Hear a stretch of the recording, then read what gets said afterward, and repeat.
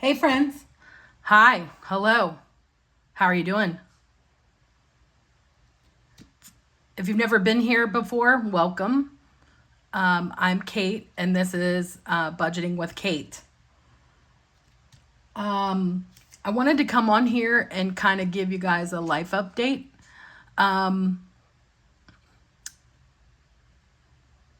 I haven't really recorded budgeting videos since March.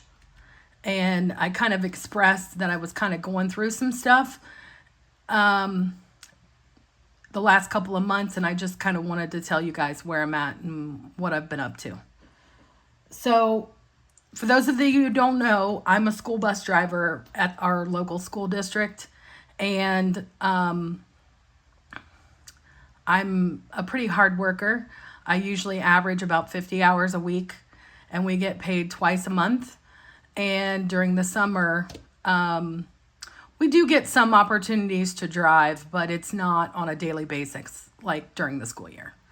I think we average maybe 2 to 3 field trips a month during the summer, and then we get our what's called our base pay. So it's a very minimal paycheck, and we get that twice a month. And in my case, I get barely over $900 bring home per pay. So we're talking $1,800 a month to pay bills. So I'm not filming a paycheck video because, let's face it, that $900 isn't going to pay all of my bills. So what we are going to do, and what I've been doing, is just keeping that money aside and putting it in my account. And I've been paying it with my household, my household checking account. So I've basically been not cashing it out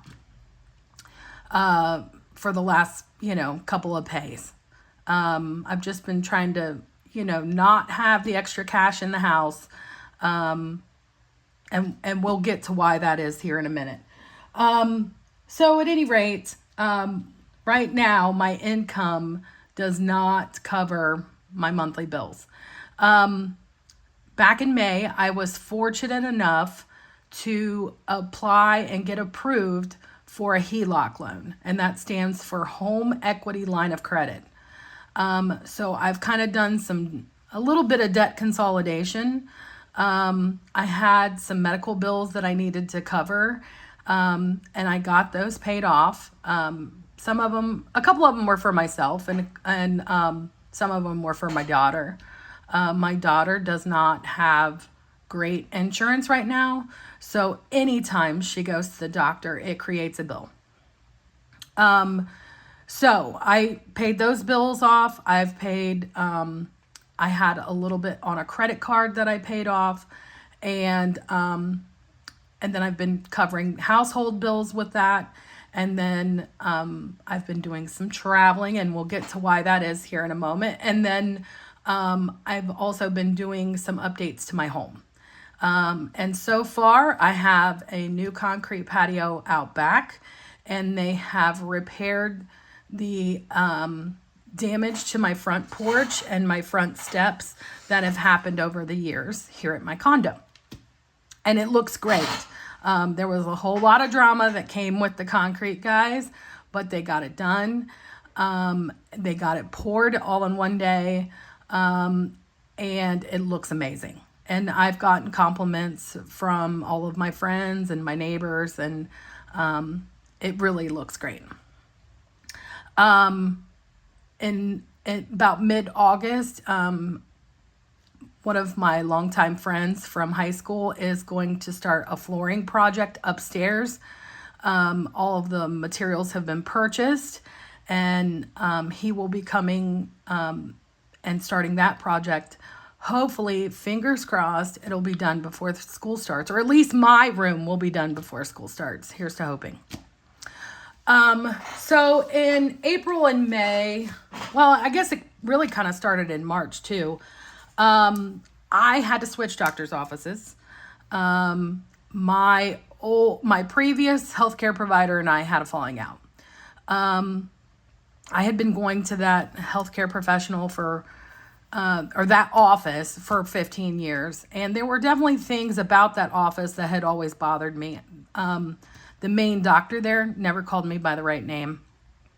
And I had an appointment scheduled. I was 10 minutes late, and they told me that I needed to reschedule. And of course, it was one of those crazy mornings where I was driving bus and picking up extra kids, and that's the reason why I was running late. And there was no grace period, and I just thought that was wrong. And so, at any rate, I broke up with the doctor's office. Had to find a new doctor, and I kind of already had somebody in mind that I wanted to go to. But that process included doing genetic testing to find out if the medications I was taking for my mental health were working. Come to find out, they were not. So with this test, they had a suggestion of what I should try, and that new provider put me on a new medicine.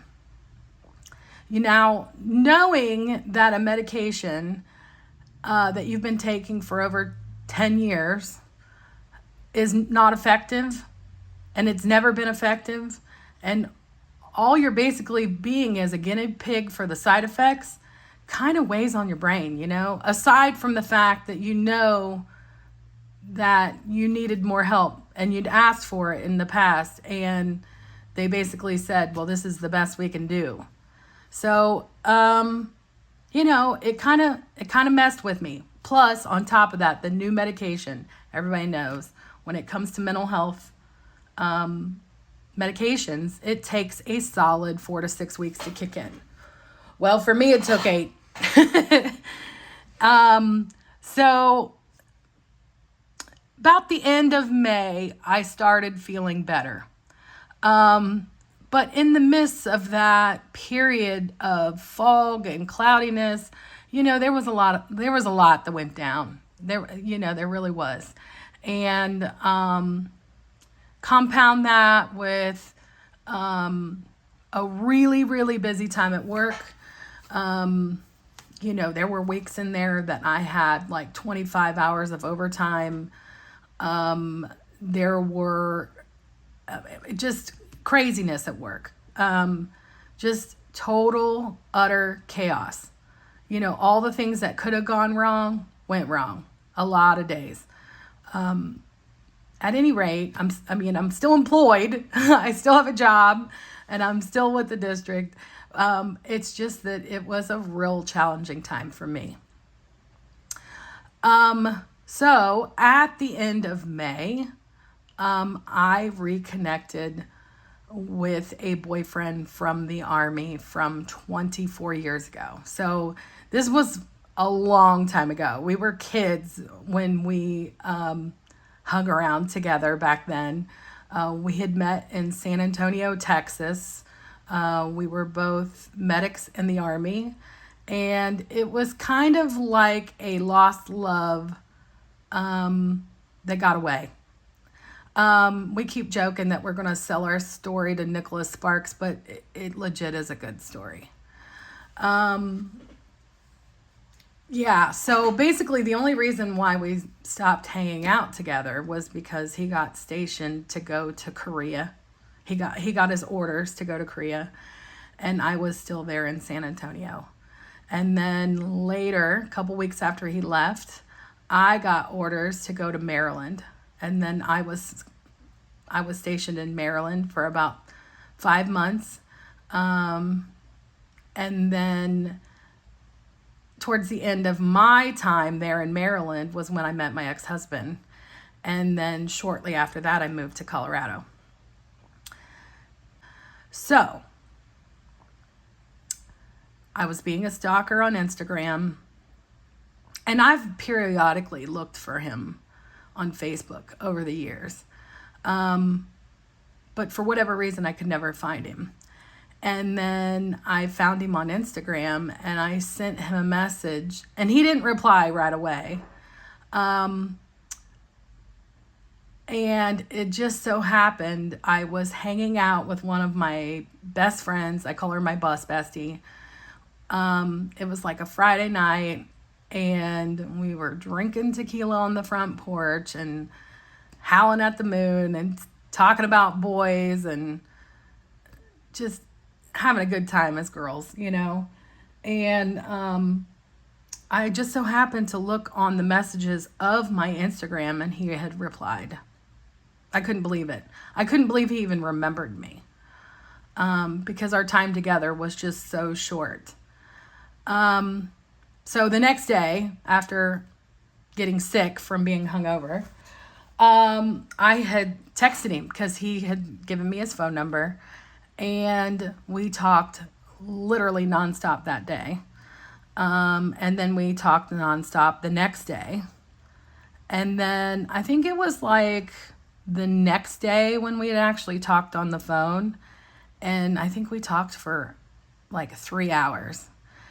And I think it was maybe 2 days after that, I was booking an Airbnb in Florida. And I booked it for after I got out of school.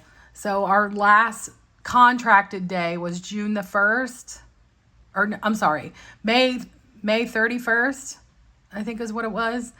And so I hit the road on June 1st, stayed the night in a hotel, and then got in Florida on the 2nd. And I spent five days with him. No, 4 days, 5 nights. Airbnb for at least 5 days, 6 days, something like that. And then I left and came back home. And we have still been talking nonstop ever since. And tomorrow is his birthday, and I am flying out this afternoon to go spend his birthday with him. So, needless to say, I am over the moon. I am in love. And my outlook on life has kind of changed a little. I think for the better. And for this school year, for sure, I'm going to stay in my home. I have a lot of projects around here that I need to work on to get this place even close to being in order. But come next summer, I'm going to put my place up for sale. My kids are grown. The only thing keeping me here is my job and my family. And I really don't feel like my family needs me as much anymore. My kids are grown. My brother, his wife, and their kids, they live on the other side of town. And yes, I do go and interact with them from time to time, but I'm not like a caregiver for them or anything. And my parents they're elderly, but they're still very independent people. And tomorrow's not promised. If anything that I've learned here lately, we don't know what tomorrow brings. And what good is having all this stuff if I'm experiencing it alone? I have my channel. I'm still going to be cash budgeting because I got to stay on track. Lord knows if I don't track my spending, I'll go all the way off the rails. So anyways, this is just a little life update of where I've been and where I've been at. I have a couple little things planned for next. I think it's 2 more base paychecks, and then we'll start getting some real money in. And so tune on in, subscribe. You'll get to see how this story plays out. Have a great week.